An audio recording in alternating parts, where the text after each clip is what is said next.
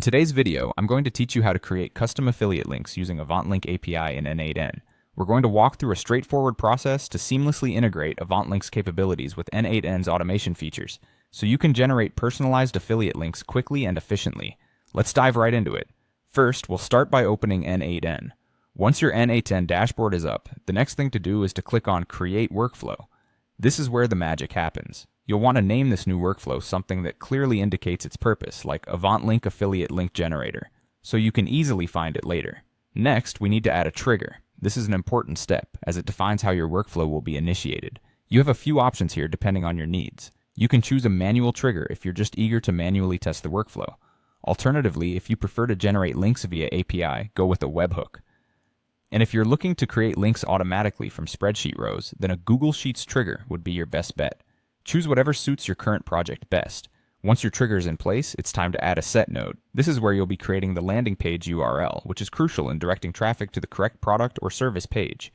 An example field you'll be working with could have a name like merchant URL and a value such as https merchantwebsite.com product123. Be sure to adjust these according to the specific URLs you want to generate links for.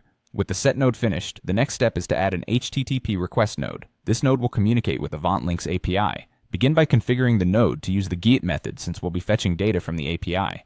The URL you'll work with is https://classic.avantlink.com/api.php. You will need to set several query parameters. These parameters are key to retrieving the correct affiliate links. Your primary parameter will be module with a value of custom link. Next, you'll need to include your affiliate ID and merchant ID. These identifiers tell AvantLink who you are and what merchant's links you want to customize. The merchant URL parameter will pull in the URL you set earlier using the ojson.merchantURL syntax. There's also an optional website ID if you have multiple websites you're managing. Additionally, you can include a custom tracking code like blog post 001 that helps track the success of specific campaigns. Finally, specify the output format with output-XML.